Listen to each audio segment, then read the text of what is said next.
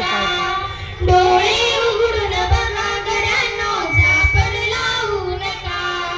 जे दिसते ते असेच काय, हे दिसते ते तसेच काय, उलगडण्याला शिका. डोळे उघडून बघा गड्यांनो, झापड लावू नका.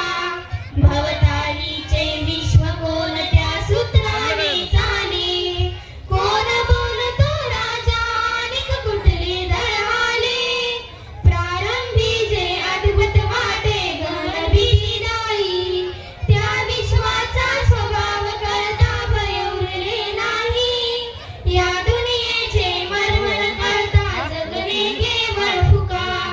जे दिसते ते असेच काय, हे दिसते ते तसेच काय, उलगडण्याला शिका.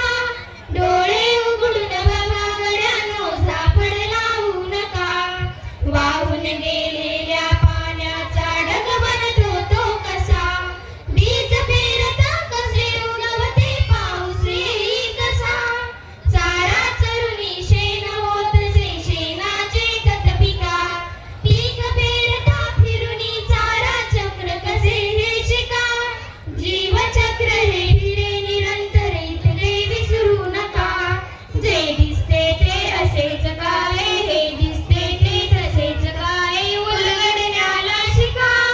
डोळे उघडून बघा गड्यांनो, झापड लावू नका. अनुरेणूची अगाध दुनिया दृष्टीच्या पार, सूक्ष्म जीवात दृश्य किरणी भोवती फिरणार. या सर्वाच्या आरपार जी मुक्तपणे विहरे, बुद्धिमान विस्तीर जर सारे विश्व वेढूनी उरे. विज्ञानाची दृष्टी वापरा स्पर्धेमध्ये टिका. जे दिसते ते असेच काय, हे दिसते ते तसेच काय, उलगडण्याला शिका. डोळे उघडून बघा गड्यांनो, झापड लावू नका. धन्यवाद. खूप सुंदर, एकदा जोरदार टाळ्या होऊन जाऊ द्या. मित्रांनो, विज्ञान हा विषय इतका आवश्यक आहे की पूर्ण जग आज विज्ञानमय झालेलं आहे. तसं भारत सरकारने सुद्धा department of science and technology, विज्ञान आणि तंत्रज्ञान आपलं मंत्रालय आहे. या मंत्रालयातर्फे विद्यार्थ्यांसाठी अनेक प्रकारच्या स्पर्धा घेतल्या जातात.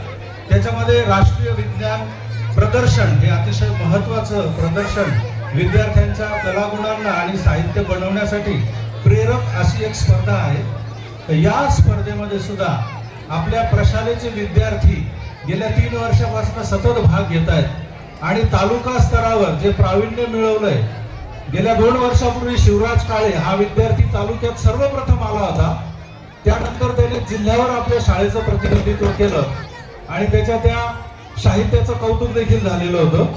त्यानंतर यावर्षी आपल्या 9वीचा विद्यार्थी जो माध्यमिक गटामध्ये विज्ञान प्रदर्शनामध्ये समाविष्ट झाला होता, त्याने घरी आईला येणाऱ्या अडचणींवर मात करत एक सुंदर असं साहित्य बनवलं, ज्याचा तालुक्यावर सर्वप्रथम क्रमांक आलेला आहे आणि जिल्ह्यावर देखील त्याने त्याचं प्रदर्शन भरवलं, ज्या मान्यवरांनी त्याचं कौतुक देखील केलेलं आहे. तर त्याच्या या कार्यासाठी आपल्या ज्ञानदीप क्लासेसचे रामप्रसाद खेडेकर सर यांनी त्याच्या पुढील वाटचालीसाठी शुभेच्छा देण्यासाठी त्याला ट्रॉफी देऊन सन्मानित करण्याचं ठरवलेलं आहे. तर मी मयूर साळवे आणि त्याचे पालक त्यांना इथे आमंत्रित करतो की त्यांनी त्याचं सन्मान स्वीकारावा आणि सर्व मान्यवरांना स्टेजवर येण्याची विनंती करतो की त्यांनी हे पारितोषिक मयूर साळवे या विद्यार्थ्याला प्रदान करावं. मयूर साळवे, त्याचे पालक आलेले आहेत, त्यांनी देखील समोर यायचं. सरपंचाताई, शाळा व्यवस्थापन समितीचे अध्यक्ष, सन्माननीय मंचावर विराजमान मान्यवरांना विनंती आहे की पुरस्कार प्रदान करण्यासाठी आपण मंचावर या अगोदर मोबाईल दोन्ही अध्यक्ष